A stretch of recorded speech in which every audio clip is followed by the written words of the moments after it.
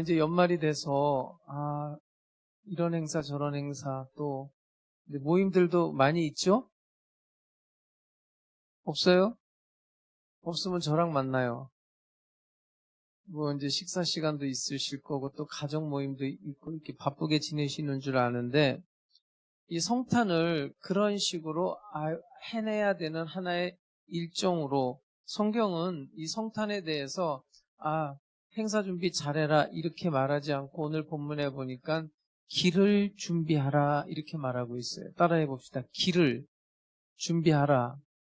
주님이 오시는 길, 성탄은 주님이 나에게로 오는 거예요. 하나님이 말씀이 육신이 되어서 우리를 찾아오시는 사건인데, 길을 닦는 시간, 주님이 오실 수 있도록, 나한테 오실 수 있도록 그 길을 닦아야 돼요. 만약에 막혀 있으면 성탄이 되지 못한단 말이에요. 오늘 4절을 보세요. 4절을 보면 선지자 이사야의 책에 쓴 바 광야에서 외치는 자의 소리가 있어 이르되 너희는 누구의 길을 준비하라.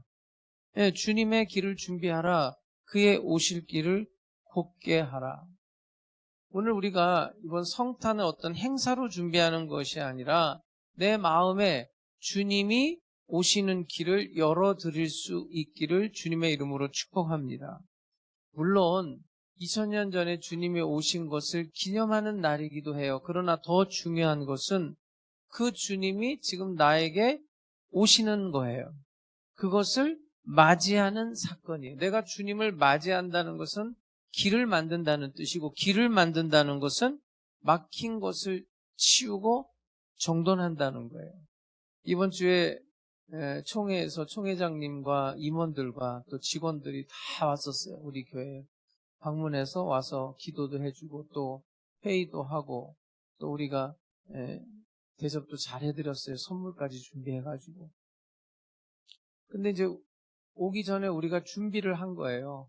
구석구석 특히 이제 화장실 같은데 우리 교회 이미지가 좀 좋은 이미지로 좀 심겨졌으면 좋겠다. 그래서 교역자들이 한 주 전부터 준비해서 또 우리가 음식도 준비하고 이렇게 해서 맞이를 한 겁니다. 이렇게 준비한다, 맞이한다, 길을 만든다는 것은 이렇게 잘 들어올 수 있도록 여건을 조성하는 거거든요. 5절을 보면 모든 골짜기가 메어지고 모든 산, 그러니까 이런 거예요. 이렇게 푹 파인 곳은 메어지고 이렇게 삐쩍 올라온 것은 탁 깎아서 낮아지고 굽은 것이 곧아지고 험한 길이 평탄하여 질 것이요. 주님이 나한테 오시는 길, 그 골이 있으면 좀 메어지고 높은 산은 좀 낮아지고 굽은 길은 반듯하게, 험한 길은 평탄하게 그렇게 어서 오십시오. 나에게 어서 오십시오. 우리 그 운전하다 보면은 뭐 오솔길도 길이고 또 돌짝밭길도 길 아닙니까? 비포장도로도 길이고 그렇지만 하이웨이, 이제 우리가 전에 보던 성경에는 첩경이라고 그랬는데 영어 성경은 하이웨이, 고속도로를 준비하라는 거예요. 고속도로. 그런 비포장도로 그냥 천천히 그냥 툭툭툭 가다가 고속도로 딱 올라서서 악셀에다 밟고 쫙 갈 때 그 기분이 날아가는 것 같겠죠. 주님이 오실 때 그렇게 좀 어렵지 않게 우리가 맞이할 수 있도록 이게 고속도로를 만들라는 거예요. 오늘 본문은 사실 시작이 성경을 읽는 기분이 아니라 어떤 뉴스를 읽는 기분이에요. 한번 1절부터 한번 볼게요. 1절, 2절 보면 디베레오 황제가 통치한 지 15해 곧 본디오 빌라도가, 이름을 한번 좀 신경 써봐요. 유대의 총독으로, 헤롯이 갈릴리의 분봉왕으로, 그 동생 빌립이 이두레와 드라고니 지방의 분봉왕으로, 루사니아가 아빌레네의 분봉왕으로, 안나스와 가야바가 대제사장으로 있을 때 하나님의 말씀이 빈들에서 사가랴의 아들 요한에게 임했다.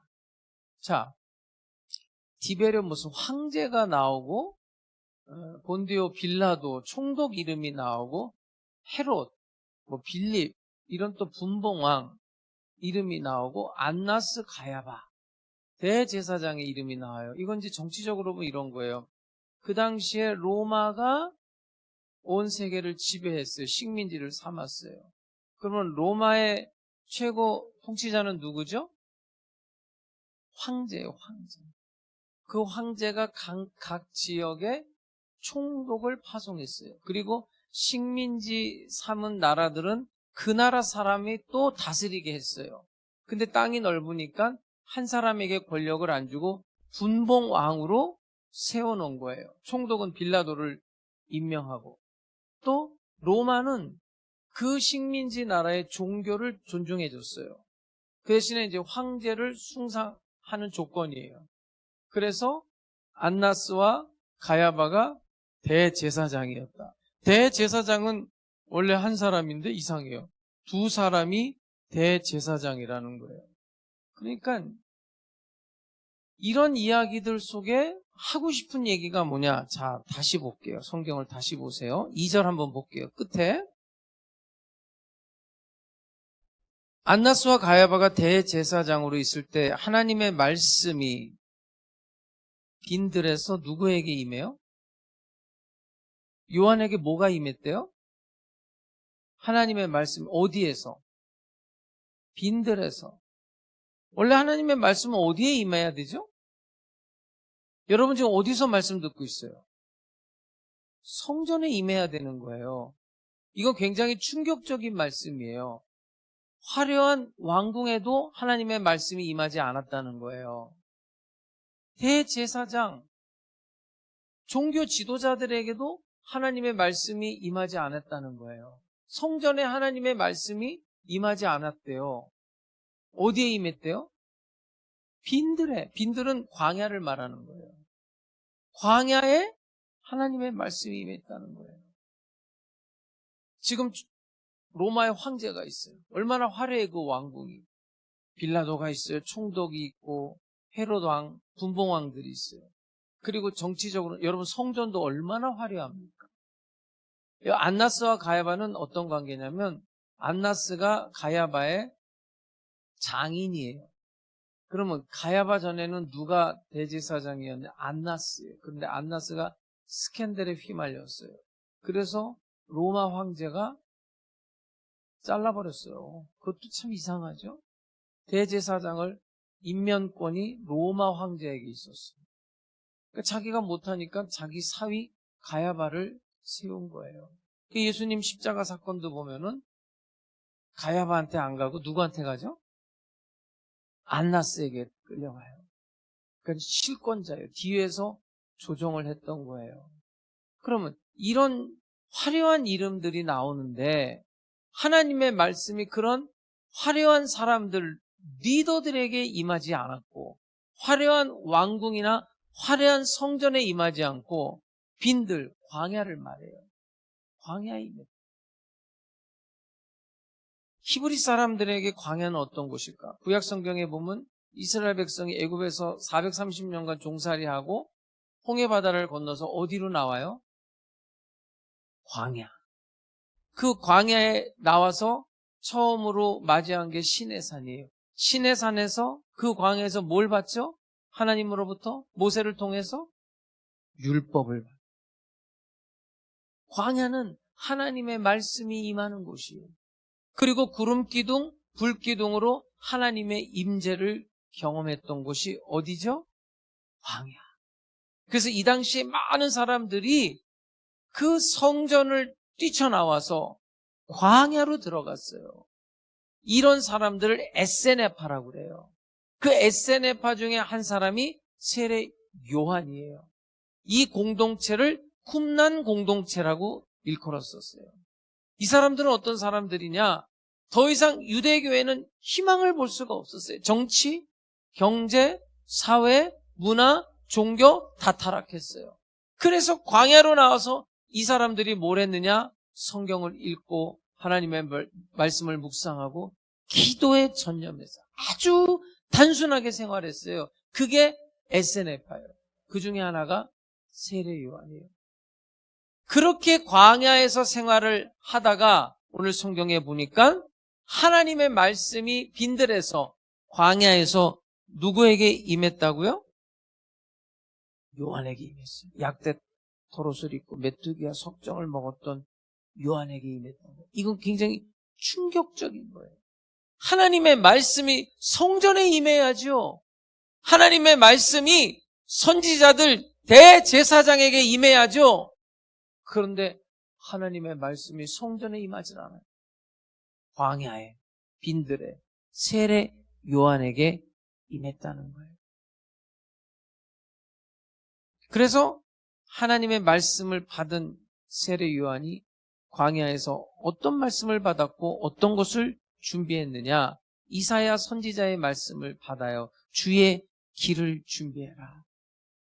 손님 오기 직전에 준비하는 것처럼 누가 지금 온다는 얘기죠? 주의 길을 준비하라는 것은? 주님이 오신다. 주님이 오시기 전에 준비를 하라는 그 길을. 제가 어떤 경험이 있냐면 지금도 생각해보면 황당한데 강원도를 갔거든요. 내비게이션 그때 이제 처음 나올 때예요. 신기하더라고요. 저같이 길치는 더 그래요. 어디 이렇게 지방 같은 데 가면은 차문 내리고 뭐 교통 경찰한테도 물어보고 얼마나 많은 사람들한테 물어보고 다니는지 몰라요. 근데 내비게이션이 탁 생기니까 얼마나 좋아요. 그냥 목적지 놀러 갔는데 이상하게 도로가에서 갑자기 동네 쪽으로 들어가는 거예요. 이상하다. 근데 동네로 들어가더니 동네 뒷산 앞에 딱 차가 섰어요. 내 앞에 산이 있어요, 그냥. 뒷산이. 그런데 내비게이션은 어떻게 가르치니 그 산을 넘어가라는 거예요. 그럼 내가 설정한 목적지가 바로 이 산 넘어 있는 거예요. 갈 수가 있어요. 길이 있어야 돼요. 길. 그때 제가 그랜저 탔었거든요. 얼마나 좋은 자동차예요, 그랜저가. 차가 좋으면 뭐예요? 길이 있어야 되잖아요. 여러분, 예수님께서 성탄이라는 게 뭐예요? 말씀이 육신이 돼서 우리에게로 오는 건데, 여러분 마음의 길 열려있나 오늘 확인하는 날이 되시기를 주의 이름으로 축복합니다. 그래서 그 길을 닦아야 되는데 요한이 어떻게 길을 닦나 보세요. 3절을 보세요. 요한이 요단강 부근 갑처에 와서 뭘 받게 했어요? 죄사함을 받게 하는 뭘 전파해요? 회개의 세례를 전파했다는 거예요. 요한이 딱 하나 외쳤다는 거예요. 회개하라. 그리고 죄사함을 받아라. 이게 바로 주의 길을 예비하는 거예요. 여러분, 회개는 헬라어로 메타노이아인데, 여러분 회개할 때 울어요, 안 울어요? 콧물 흘려요, 안 흘려요? 천부여 의지 없어서 손 들고 옵니다 하면서 부흥에 참석해서 그런 경험이 있어요, 없어요? 근데 이 단어의 뜻은 그런 게 아니에요. 울고불고 하는 게 아니에요. 회개라는 건 뭐냐면 생각이 바뀌는 거. 뭐가 바뀌어요? 생각이 바뀌고 마음이 바뀌는 거. 마음. 길이 바뀌는 거. 내가 내 인생을 운전을 하고 갔어요. 그 운전대를 하나님께 드리는 게 회개예요. 그러니까 여러분 회개라는 게 우리가 성경에서 말하는 회개라는 게 감정의 어떤 그런 쇼가 아니에요. 방향을 전환하는 걸 회개라고. 여러분 잘 아셔야 돼요. 여러분 회개하셨어요? 회개하셨냐고요? 그 회개가 뭐라고요? 방향을 영적으로 말하면 영적 유턴이에요. 그러니까 보세요. 자, 하나님 앞에서 내가 회개한다고 그러자 나는 나쁜 사람이야. 그러면서 자기를 자학해. 그게 회개가 아니에요. 아, 내가 지금 잘못된 길에 있었구나. 하나님께로 돌아가야겠다 하고 방향을 어떻게 해요? 방향을 바꾸는 거예요. 아버지랑 함께 집에 있던 둘째 아들이 돈 달라고 그래서 아버지를 떠나 집을 나가버려요. 근데 돈이 다 떨어지고 나니까 먹고 사는 길도 막막해진 거예요. 아버지를 생각했어요. 아버지 집에 가면 먹을 것도 많은데 내 아버지 집에 가서 차라리 나를 품꾼으로 써주소서 하고 그렇게 사는 게 지금보다는 훨씬 더 낫겠다. 그래서 둘째 아들이 아버지가 있는 아버지의 집으로 돌아왔어요? 안 돌아왔어요? 그게 회개예요. 회개. 오늘도 세상에서 살다가 여러분 지금 어디로 왔죠? 성전에 왔잖아요, 지금. 응? 목사가 제일 좋아하는 성도가 누굴까요? 네?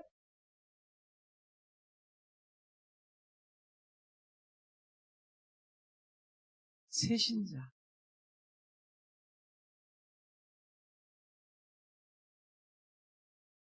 새신자를 제일 좋아해요. 정말이에요, 여러분. 그런데 새신자가 와서 이제 새신자 교육을 하잖아요. 그때 이영복 목사가 이 독사의 자식아. 그러면은 그 새신자가 그 자리에 있을까요? 뛰쳐나갈까요? 여러분은 뛰쳐나간다 그런 뜻이죠? 오늘 좀 성경이 길어서 뒷이야기는 안 읽었는데 7절부터 6절까지만 읽고 세례 요한이 회개의 죄사함을 받는 회개의 세례를 베풀어서 사람들이 세례 요한에게 와요. 그때 세례 요한이 뭐라고 그랬죠? 독사의 자식들아. 독사가 뭐예요? 마귀의 자식들아. 이 마귀 새끼들아. 이렇게 말한 거예요. 근데 이 사람들이 갔어요? 아니요. 오히려 세례 요한에게 물었어요. 어떻게 해야 됩니까? 어떻게 해야 회개가 되는 겁니까? 그때 세례 요한이 뭐라고 그랬어요? 옷 2벌 있는 자는 옷 없는 자에게 나눠줘요. 여러분 옷 몇 벌 있어요? 옷 몇 벌 있어요? 성가대는 1벌밖에 없는 것 같아요. 근데 1벌이 아니잖아요. 그 안에 옷이 맨날 바뀔걸? 최소한 여러분들 옷 10벌 정도 있죠?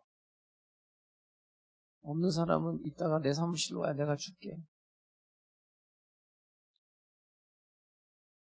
옷이 너무 많아가지고 우리 목사님들 다 주기로 했어요. 제가 목회하면서 남는 거 옷밖에 없더라고요. 진짜 양복 많아요.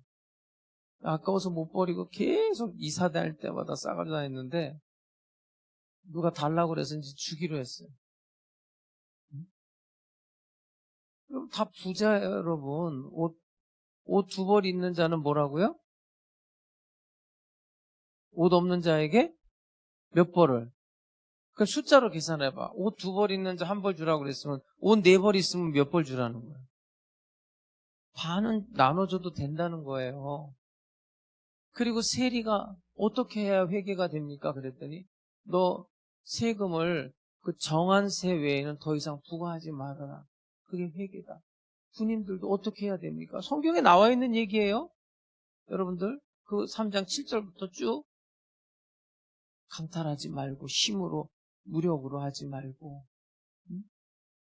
너 월급 받는 걸로 족한 줄 알고 아니 군인들이 힘이 세니까 자기 수입보다 더 잡으려고 그렇게 강포를 행했던 거예요.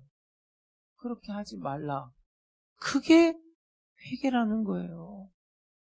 그리고 회개는 죄 사함을 받는 거예요. 자, 누가복음 3장 3절을 다시 볼게요. 요한이 요단강 부근 각처에 와서 뭘 받게 하는 회개? 죄 사함을 받게 하는 회개의 세례를 전폐. 여러분, 죄 사함이라는 것은 헬라어로 무슨 뜻이냐면 그냥 눈 감아준다 그런 뜻이 아니에요. 죄 사함을 받았다. 묶인 것을 풀어주다. 묶인 걸 풀어주는 거예요. 묶인 것을 놓아주다. 해방하다. 그러니까 우리가 죄사함을 받았다는 게 그냥 대충 넘어간다는 얘기가 아니에요. 그것을 끊어줬다는 거예요. 하나님이 그 죄를 사라지게 했다는 게 아니라 끊어줬다는 거예요. 그러니까 회개라는 것은 죄사함이고 그 죄를 끊어주고 새 출발을 하는 거예요. 새 출발. 회개는 그렇게 연결이 되는 거예요. 회개는 죄사함, 죄사함 받은 자는 새 출발하는 거예요. 그래서 여러분, 회개라는 게 그냥 눈물 콧물 흘리면서 천부에 의지 없어서 눈물 콧물 흘리면서 잘못했습니다. 끝! 그게 아니에요. 방향을 전환하는 거예요. 새 출발하는 거예요. 그렇게 이어져야 되는. 그러니까 지금 성탄을 준비하는 여러분들이 현실적으로 이런 질문을 하셔야 돼요. 이번 주에 내가 내려놓아야 될 죄의 습관은 무엇인가? 여러분 스스로 생각하세요. 이번 주에 유턴을 해야 될 관계의 태도는 무엇인가? 이번 주에 내가 하나님께 돌려드려야 할 내 운전대, 내 삶의 운전대는 무엇인가? 생각하시고 그리고 새 출발해야 돼. 새 출발. 근데 우리가 회개라고 할 때 큰 죄들만 생각하거든요. 성령님은 작은 것부터 손대요. 막 까칠하게 말하는 거. 네? 말끝이 날카롭게 습관적으로 그러는 거. 다른 사람 앞에서는 그래도 좀 참아냈는데 가족들 앞에서는 인내를 못해. 다른 사람들 앞에서는 좋은 사람 소리 듣는데 자기네 가족들, 와이프 앞에서, 남편 앞에서, 부모 앞에서, 자식 앞에서는 그냥 소리 지르고 화를 내고 다른 사람들 앞에서는 끽소리도 못하는 게 어떻게 자기 식구들 앞에서는 그래요. 네? 그런 것부터 고쳐야 돼요.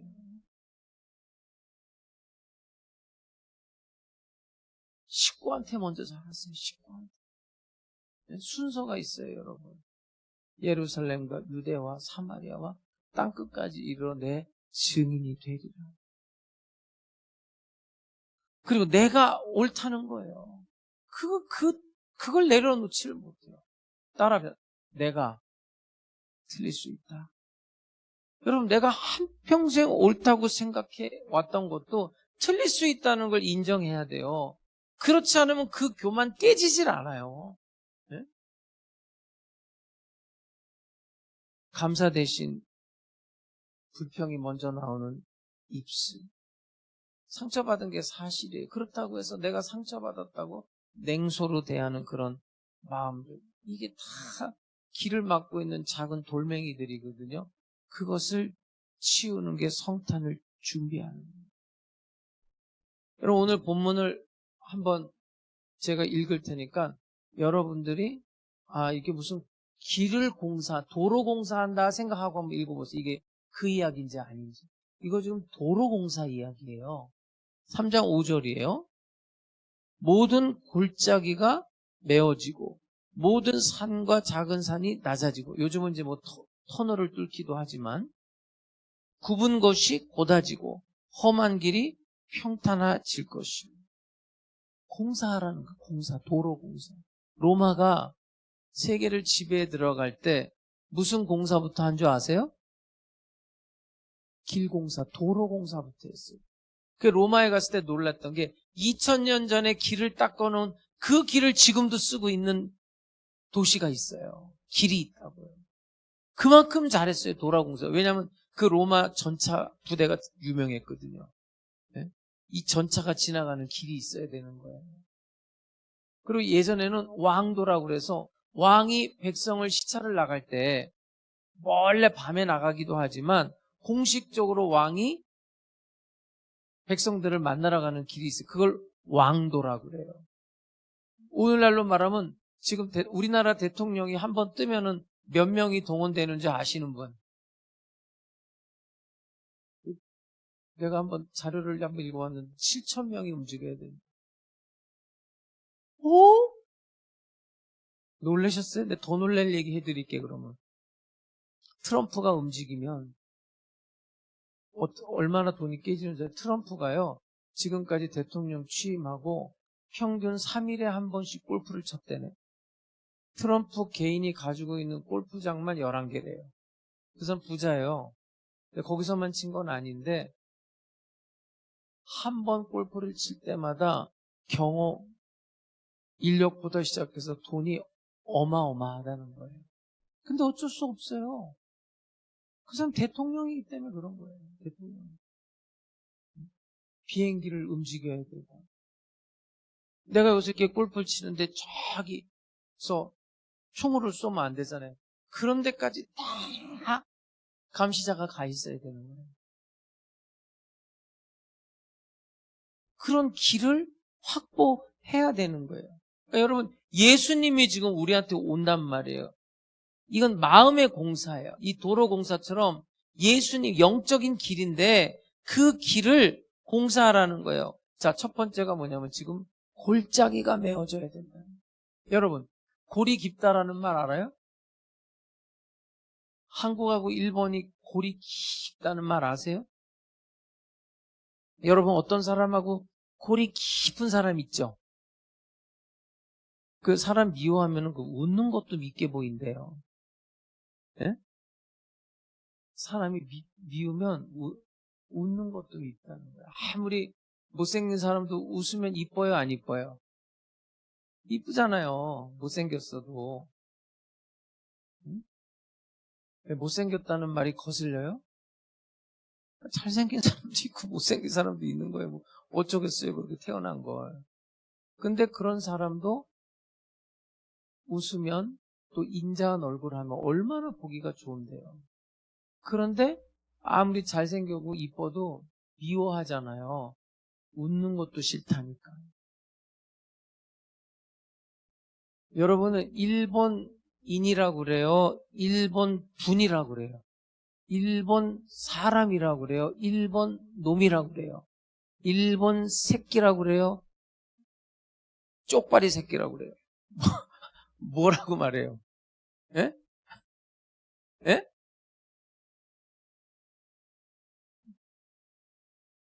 난 어쨌든 간에 뭐 일본 분 뭐 이렇게 하는 거 못 들어봤어. 일본 사람. 근데 왜 나는 일본하고 스포츠를 하면은 꼭 이겨야 된다는데? 예? 내가 아는 목사님이 일본 사람인데 자기네 교회 부목사로 온 거예요. 일본 사람이. 근데 마침 그때 한일전 축구가 있었던 거예요.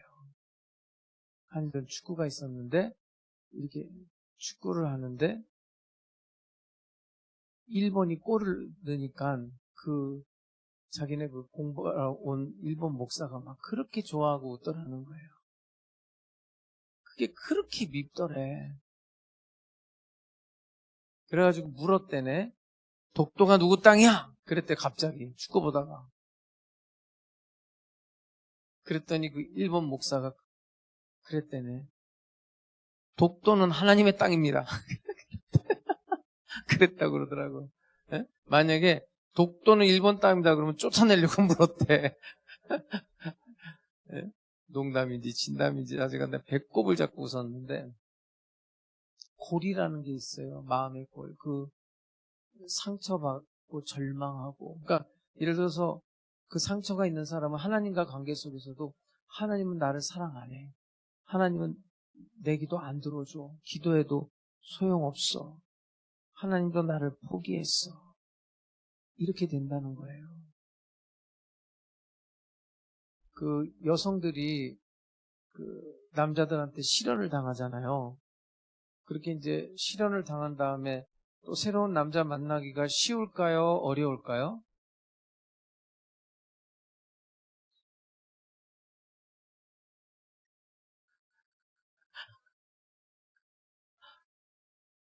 뭔 사연이 있나 본데 집에 가서 해결하시고.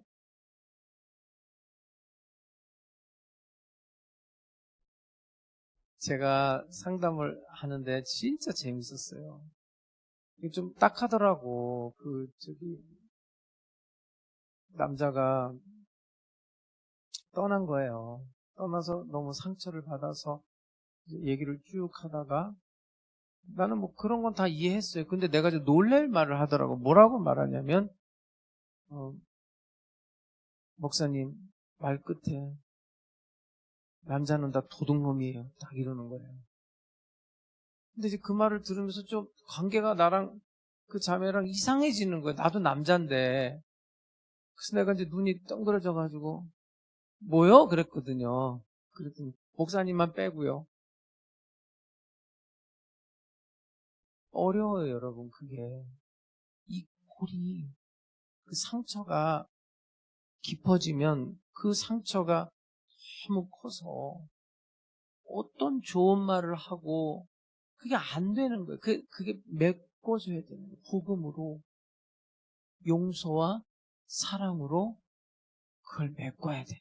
또 두 번째는 무슨 얘기를 하냐면 5절에 보면 모든 산과 작은 산이 낮아져야 되는 교만을 말하는 거예요. 교만하고 자랑하는 거예요. 여러분, 교회에서는 뭐든지 자랑하지 마세요. 예? 진짜 자랑하지 마세요. 돈 많은 거 자랑하지 마세요. 지식 있는 거 자랑하지 마세요. 누구만 자랑해요? 예? 예수님만 자랑합니다. 근데 마귀는 여러분에게 야, 너 돈 많아. 너 잘생겼어. 네가 최고야. 네가 제일 똑똑해. 네가 제일 지혜로워. 굉장해. 그 마귀의 말에 귀 기울이지 마세요. 성경에는 귀신 앞에 더러운이라는 단어가 붙어요. 더러운 귀신이 이렇게 붙어 있다는 표현이 있어요. 더러운 귀신이 붙어 있어요. 근데 교만 귀신은 어디에 붙어 있을까요? 뭐 어디에 붙어 있는지 솔직히 안 보이니까 모르는데 닉 조이너라는 사람 책을 읽다가 참 재밌더라고요. 이게 다 보인다는 거예요. 어떤 귀신 근데 교만 귀신은 등에 붙어 있어서 내가 다른 사람은 아는데 그러니까 내가 교만한 거를 다른 사람은 다 알아. 근데 누구만 몰라? 나만 모른대요. 나만. 아주 설득력이 있대요. 그러니까 내가 교만한 걸 다른 사람은 다 알아요. 저 교만한 거. 저거 참 교만하다. 근데 정작 누가 몰라요? 여러분 교만해요? 안 교만해요? 모른다니까. 예? 몰라요. 여러분 스스로가 교만한 걸 모른다니까. 예? 알면 여기서 이렇게 지금 똑바로 날 쳐다보지는 못해. 예?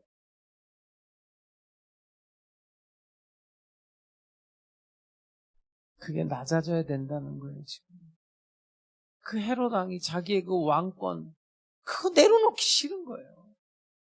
생각해보세요, 여러분. 지금 세례 요한 같은 사람은 사람들이 수만 명이 쫓아다녀요. 근데 곧 3장 7절 뒤쪽으로 봐서 15절 넘어가면 무슨 얘기가 나오냐면 사람들이 세례 요한을 이렇게 보니까 누군 줄 알아요? 세례 요한을? 메시아가 아니야? 혹시 우리가 기다리던 그 메시아인가? 이렇게 말해요. 그때 세례 요한이 뭐라 그러는지 알아요? 나는 그분의 신발끈 푸는 것도 감당 못하는 사람이다. 이렇게 말해요. 근데 보통 사람 같으면 어떻게 해요? 저 사람이 우리가 기다리던 그리스도 아닌가? 그럼 보통 사람들은 뭐라고 말할 것 같아요? 그런가? 네?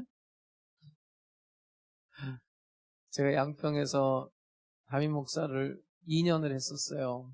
기도원에. 근데 이제 제가 이틀을 쉬거든요. 일주일 내내 있는 게 아니에요. 이틀 가서 이제 집에 가서 사랑하는 서목사를 만나야 될 거 아니에요. 우리 아들 대원이도 만나고 이틀은 만나야 될 거 아니에요. 그런데 이틀은 나왔다가 들어가는데 내가 뭘 목격했냐면 내가 딱 이제 기도원에 올라갔는데 이름은 안 밝히겠는데 어떤 목사님한테 어떤 성도가 담임 목사님 이러는 거예요. 내가 이제 속으로 담임 목사는 난데 왜 저 사람한테 저 부목사한테 담임 목사라고 그러지? 가만히 있었어요. 그냥 어쩌고 저쩌고 얘기하더라고요. 그리고 이제 헤어졌는데 내가 이제 불렀지. 일로 와보세요. 나보다 나이가 많아요. 일로 와보세요. 그래서 딱 앉혀놓고 왜 저 사람이 목사님한테 담임 목사라고 그렇게 해요? 그랬더니 나한테 하는 말. 아니 나는 담임 목사가 아닌데 자꾸만 나한테 담임 목사라 그러네요. 그게 다야. 그래서 내가 아니 그러면 나는 담임 목사가 아닙니다. 그렇게 말을 해야지. 그렇게 하시면 안 되죠. 나보다 어렸으면 그냥 죽었는데 나 나이도 많고 그냥 당회장 목사랑 관계도 있고 그래가지고 알았다고 그냥 가라고 말았어요. 사람이요 여러분 다 그래요. 그 이단들 중에서 자기가 메시아라는 사람들이 얼마나 많아요. 그 밑에서 사람들이 메시아 아닙니까? 그러니까 여러분 누구 이렇게 너무 막 이렇게 높이고 그런 것도 하지 마세요. 여러분들은 잘 안 하더라 보니까 다행이야. 예? 막 우리 담임 목사님 이런 거 잘 안 해요 여러분들은. 그래서 내가 아주 좋아요. 내가 다른 교회 가보면 아주 기겁을 할 정도에 딱 갔거든요. 다른 교회 갔는데 우리가 이제 이렇게 담임 목사님하고 이렇게 가는데 거기 부교역자들이 그냥 그렇게 걸려 뭐 이렇게 인사하고 막 성도들이 막 90도로 인사하고 내가 마치 조용기 목사님이 된 기분이었어. 우리 예전에 조용기 목사님 오면은 막 길거리에 막 수십 명 서가지고 오시면은 슬렐루야 하고 막 이렇게 했었거든요. 그건 이제 자발적으로 하는 거랑 뭐 시키는 거랑은 좀 다르겠지만 사람이 그렇게 되는 거예요. 메시아 그런가? 나 그런가 아닌가? 세례요한은 분명히 말하잖아요. 나는 물로 세례를 주지만 그분은 불로 세례를 줄 거다. 성령과 불로 세례를 줄 거다. 나는 그분의 신발끈 풀기도 감당하지 못하는 사람. 큰 산이든 작은 산이든 무너져요. 그럼 너랑 나랑 똑같아요. 똑같다고요. 저희 고향이 그 부여라. 뭐 나는 뭐 서울에서 태어났지만 아버지가 부여니까 그냥 고향이 부여라고 그러는데 그 왕릉 가보면 그 사람 무덤이 왜 이렇게 커요? 네? 이집트 갔을 때 피라미드는요, 그건 정말 어마어마해요. 그 피라미드 가서 직접 보면요, 그 돌멩이 하나가, 예? 돌멩이 하나가 이 가로 세로가 2m 막 이래요. 그걸 어떻게 옮겨서 와가지고 거기다 했는지 그 불가사의 중에 하나라는 거 아닙니까? 예? 그 옛날에 그게 다 노예 문화예요. 노예 문화. 노예가 있었기 때문에 그런 일이 가능한 거지. 예? 한평생 태어나서 그것만 하다 죽은 거예요. 노예들이. 그 안에 이집트의 왕들의 시신이 있는 거예요. 그거는 안 썩냐고요. 그런데 들어가 있으면 안 썩어요? 사람이? 똑같아. 근데 자기는 무슨 특별한 줄 알고. 이렇게 한번 고백할까요? 당신이나 나나 똑같은 죄인입니다. 시작.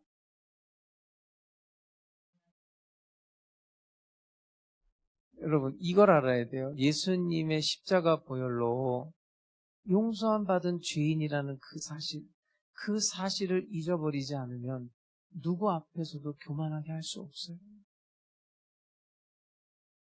그게 낮아져야 돼. 그 다음에 3장 5절에 보니까 굽은 것이 고다지. 네? 이렇게 왜곡된 마음이 있잖아요. 삐뚤어진 거.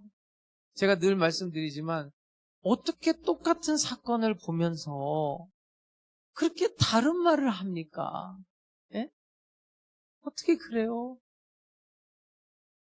그 마음이 삐뚤어져서 그러는 거예요.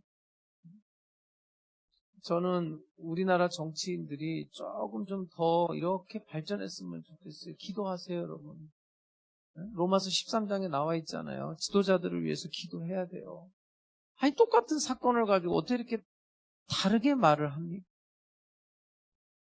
진실은 하나잖아요. 진실은. 야당이 잘했을 땐 야당 편 들어주고, 여당이 잘했을 땐 좀 여당 편도 왜 그렇게 못할까? 답답합니다. 바리새인 서기관들이 그렇게 삐뚤삐뚤해요. 예수님이 무슨 말을? 안식일을 범했다고 그러고. 그러니까 예수님이 그렇게 말하잖아요. 나는 너희에게 이르노니 옛사람에게 살인하지 말라는 말을 들었느냐? 나는 너희에게 이르노니 간음하지 말라는 말을 들었느냐? 나는 너희에게 이르노니 탁탁 해석을 해주시죠. 그리고 마지막으로 험한 길. 험한 길은 평탄해져요. 마음으로 말하면 험한 마음, 황폐한 마음. 만삭된 여자를 마구간에 집어넣는 여관 주인의 마음 아니에요. 자기 안방이라도 내줘야 되는 게 인지상정 아닙니까? 근데 우리가 어떤 일을 할 때 그렇게 누군가가 도움을 청하는데 너무 그냥 굳어진 마음으로 황폐해져가지고 없어. 내가 분명히 여러분에게 말씀드릴 수 있어요. 자, 누가 여러분한테 밥 한 끼 사달라고 그랬어요. 여러분 사줄 거예요? 안 사줄 거예요? 예? 내가 없으면 못 사주는 거예요. 그죠? 없으면 못 사주죠. 어떻게 내가 돈이 없는데 어떻게 사줘요? 근데 내가 있으면서도 안 사주는 사람들은 명심하세요. 하나님이 그 돈 가져가요. 내가 겁주는 게 아니에요, 여러분. 겁주는 게 아니에요. 그런 황폐한 마음으로 살면 안 돼요. 그런 황폐한. 이 돈이, 여러분, 내가 이 돈을 왜 가지고 있는 걸 한번 생각해 봐야 되잖아요. 그리스도인이. 내 돈이 어디 있어요? 하나님이 다 맡겨준다는 청지기 사명 의식을 가지고 사는 사람들이잖아요. 저는요, 제가 말씀드리죠. 여러분, 우리 교회, 내가 자발적으로 누구는 못 도와줘요. 나 없기 때문에. 교회도 어려워서 그런데 누가 도와달라고 그럴 때는 내가 하는 거예요. 어려워. 하나님이 그것을 감당할 수 있는 능력을 주나 보다. 우리 교회, 나에게. 그리고 감당하는 거예요.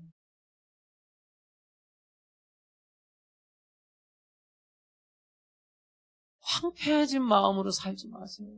그 여관 주인 같은 마음으로.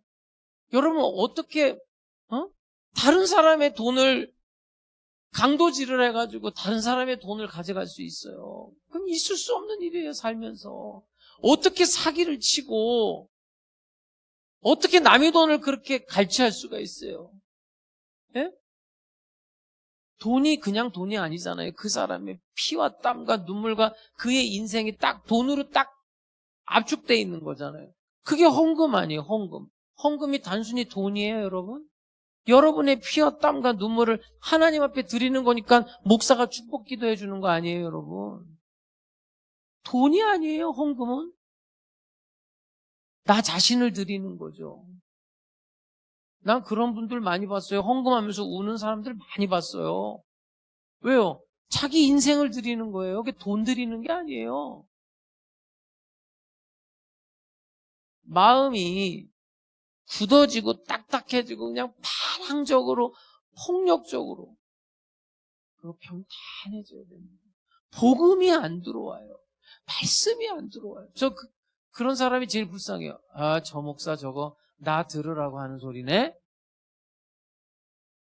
제가 이 자리에서 다시 한번 밝힙니다. 저는 여지껏 설교 준비하고 하나님의 말씀을 어떤 상황 속에서도 누구 한 사람 들으라고 내가 이 강대상에서 말씀 전해본 적이 없어요. 앞으로도 없을 거고 그건 내 양심이 허락을 안 해요. 오히려 내가 지금 말하고 싶지만 오해를 할까 봐 말을 안 한 적은 있어요. 내가 딱 말씀을 준비했는데 그 상황이 오해를 할까 봐 말을 안 한 적은 있어도 뭘 누구 한 사람, 여러분 뭐 그렇게 대단하다고 나 한 사람 위해서 무슨 그게 아니에요. 하나님의 말씀이 모든 사람에게 전해지는 거예요. 그렇게 골짜기를 메우고 높아진 교만 탁 잘라가지고 낮아지게 하고 꾸불꾸불한 거 탁 반듯하게 하고 험악한 거 평탄하게 한 다음에 주님 어서 오시옵소서 이렇게 맞이하는 거예요. 그 어윈 대령이 달나라에 갈 때 그 유명한 일화 아닙니까? 3년을 부부 생활도 안 하고 술 담배 끊고 3년을 준비하고서야 달나라를 가는 거예요. 여러분 그 달나라 그 우주복 같은 거 보면 막 엄청 두껍죠? 그 왜 그런지 알아요? 방사선 때문에 그래요. 여러분 비행기 많이 타고 다니는 사람은 그 건강에 해로운 거예요. 그 방사선이 사람한테 엄청나게 안 좋은 거예요. 그래서 그 달나라 가려고 3년을 준비하고서 갔다 오는 거란 말이에요. 그러면 우리는 지금 무슨 준비를 합니까? 예수님 맞이하기 위해서. 사람들이 이제 이런 말을 해요. 자기는 변화하지 않아. 자기는 변하지 않으면서 과거 그대로이면서 회개 없이 선택을 하는 거예요. 이렇게 했으면 좋겠다. 근데 그런 일은 일어나지 않아요. 여러분들이 예를 들어서 콩 심은 데 콩 나고 팥 심은 데 팥 나는 진리를 믿습니까? 여러분 그냥 심은 대로 거두는 거예요. 그걸 알아야 돼요. 지금 내 인생 뭐라 그럴 필요 없어요. 내 인생 내가 지금 이만큼 사는 거는 내가 심은 대로 이만큼 사는 거예요. 근데 이걸 만족하지 않으면 어떻게 해야 돼요?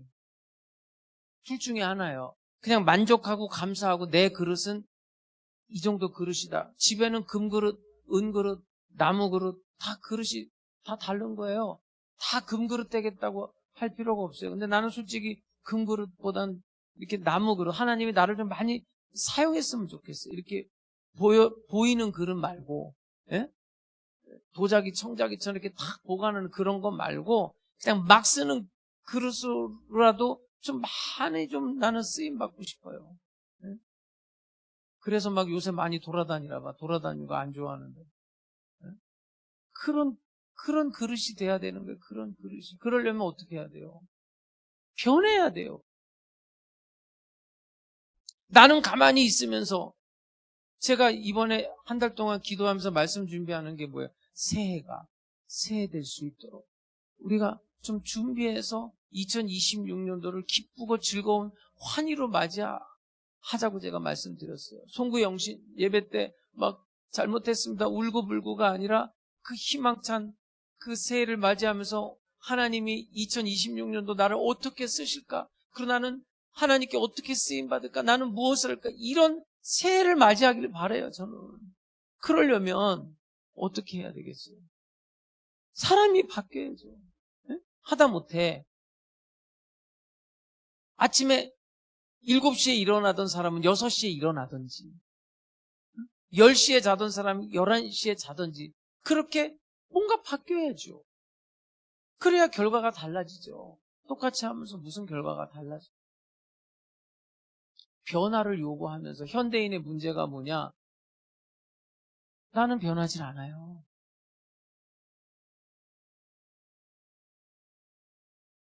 18세기 말 19세기 초에 요한 웨슬레라는 사람이 영국의 광장에서 하나님의 말씀을 전할 때 많은 영국 사람들이 그 성전을 뛰쳐나와서 요한 웨슬레의 말씀을 들으러 광장에 2만 명, 3만 명씩 모였어요. 그리고 그 말씀을 들은 영국 사람들이 어떻게 변했는 줄 아세요? 귀족들, 귀부인들은 그 당시는 파티 문화였어요. 돈 있는 사람들은 매일 파티하고 살았어요. 그게 문화예요. 그런데 하나님의 말씀을 들은 영국의 귀족, 귀부인들이 파티를 중지하고 빈민촌에 들어가서 그 빈민 어린아이들에게 공부를 가르치기 시작했어요. 정치인들은 그 당시에 많은 사람들이 투견, 그 개싸움 같은 거, 그 다음에 도박, 이런 것들을 아예 법으로, 술 먹는 거, 그 법으로 제정을 해서 정치인들은 법으로 그런 걸 못하게 만들었어요. 군인들은 사병들에 대해서 막 굉장히 그 벌을 굉장히 더 심하게 줬던 것을 그런 걸 다 없애고, 제일 재밌었던 건 뭐냐면 대학생들이에요. 대학생들은 요한예술의 말씀을 듣고 뭘 했는 줄 아세요? 컨닝을 멈췄어요.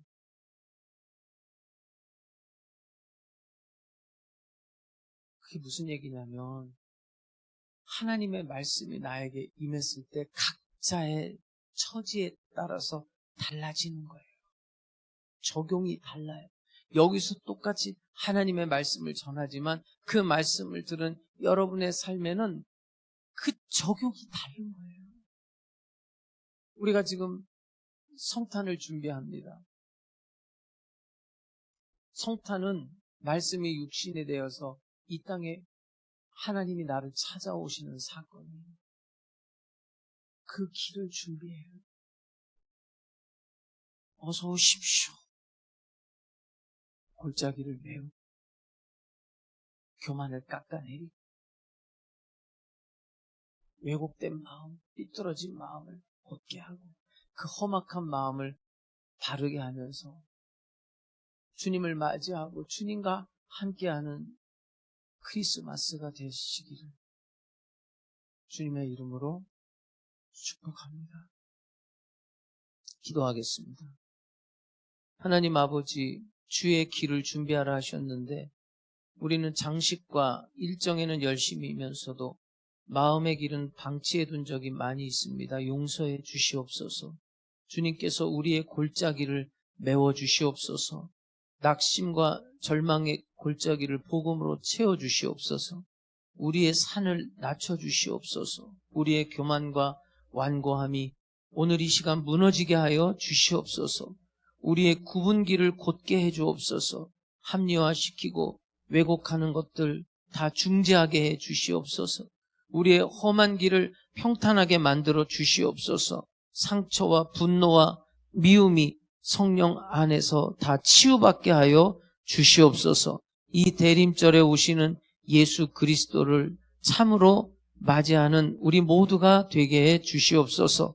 그리하여 우리의 삶과 우리의 가정, 우리의 교회에서 하나님의 구원을 보게 해 주옵소서. 예수님의 이름으로 기도드립니다. 아멘.